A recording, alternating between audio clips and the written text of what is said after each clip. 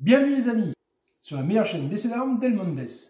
Je m'appelle Paul Lefebvre et aujourd'hui je vous présente le cambriolage de Paul Lefebvre. Installez-vous confortablement, bouclez-vous à double tour. Je vais vous expliquer comment, malgré que je possède la puissance de feu d'un porte-avions, je me suis fait cambrioler. Et oui, j'ai été le grand gagnant. L'élu, dans la nuit de jeudi à vendredi, j'ai été cambriolé. Je ne suis pas sûr à 110%, mais seulement à 99,9%, que le cambriolage que j'ai subi a eu lieu suite à la mise en ligne d'une annonce pour la vente d'une moto de cross sur le site du Bon Coin. Site de vente qui tient toutes ses promesses, car il me garantissait de me débarrasser rapidement de mon bien, ce qui a été effectivement le cas. Alors je vais vous expliquer comment et surtout pourquoi cette mésaventure s'est produite. Effectivement, les motos de cross font partie des biens les plus volés sur le site du Bon Coin, mais il ne faut pas croire que ce soient les seuls articles concernés. Alors voilà déjà la méthode drastique que j'utilise lorsque je vends un bien sur le Bon Coin. Pour chaque contact, je prends le soin de donner rendez-vous au client, pas chez moi, mais sur le parking d'une grande surface où je faisais un contrôle d'identité avant d'emmener les clients voir la moto. J'ai souvent fait des ventes de cette manière et je vous conseille d'ailleurs vivement d'utiliser cette technique. Ah punaise, mais tu conseilles quoi?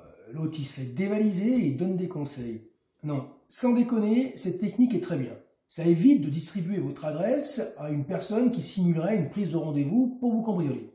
Mais au sujet de l'annonce pour cette moto, la question ne se pose pas. Car sur les 3 contacts que j'ai eus pour cette moto, personne n'est venu au rendez-vous sur le parking de la grande surface en question.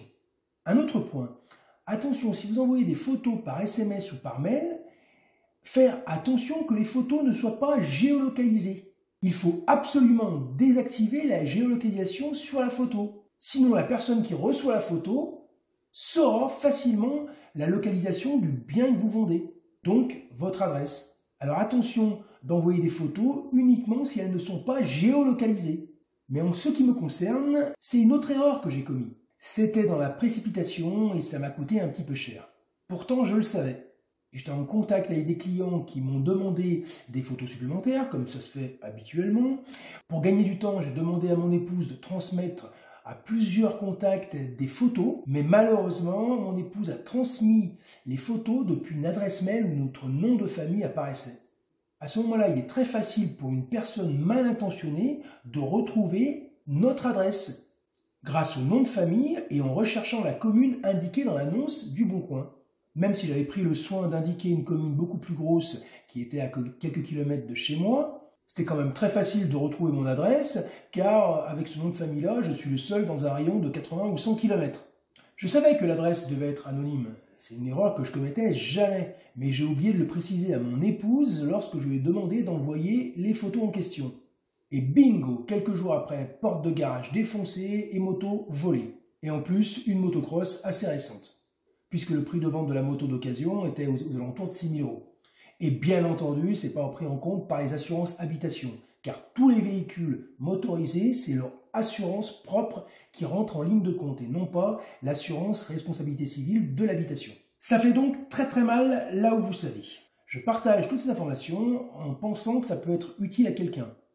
Maintenant que je vous ai expliqué le contexte, voyons ensemble le déroulement de ce cambriolage. Le déroulement qui ne manque pas d'intérêt. Vous allez voir, la méthode peut être assez surprenante. Cela s'est bien entendu déroulé en pleine nuit. L'heure exacte, c'est difficile à dire. Mais apparemment, ce serait un peu plus vers la fin de la nuit. Vous allez comprendre par la suite pourquoi je dis ça. Avant d'aller plus loin, je vous explique la configuration de la situation. J'habite une maison à 2 niveaux. Le sous-sol, c'est la partie garage et stockage. À l'étage, est la partie habitation, où est située notre chambre avec mon épouse et les 2 chambres de mes 2 enfants, 18 et 16 ans. Sachant que je me lève généralement bien plus tôt que les 3 autres personnes de la famille, je me couche aussi plus tôt, généralement vers 23 h. Pour réussir à dormir avec les 3 autres zozos qui vivent leur vie bruyamment, je m'équipe de bouchons anti-bruit assez efficaces, peut-être même un peu trop. Et vers minuit 30, généralement tout le monde dort. Le sommeil de mes enfants est proche du coma, car une alarme incendie qui se déclenche en pleine nuit arrive à peine à les réveiller tout de suite. Et mon épouse, en plein milieu de la nuit, elle sommeille aussi assez lourd. Moi, j'ai un sommeil de sentinelle, le moins de petits bruits, ça me réveille, mais bon, avec mes bouchons anti-bruit enfoncés tellement profond qu'il m'arrive de les récupérer le matin dans les cabinets, j'ai rien entendu du tout, et je ne pouvais rien entendre. Alors la nuit se passe, et le matin, en partant au boulot, je vois la porte de garage complètement défoncée et le garage complètement dévalisé.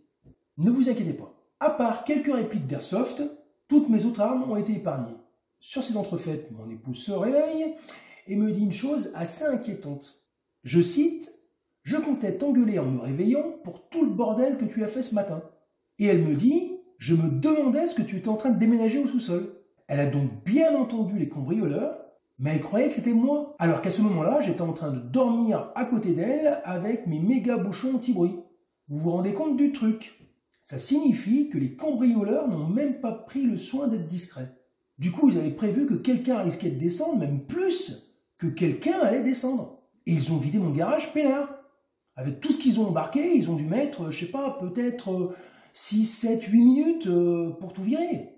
C'est un truc quand même un peu dingue. Ça veut forcément dire que ça leur posait aucun problème si quelqu'un descendait, et même s'il descendait armé.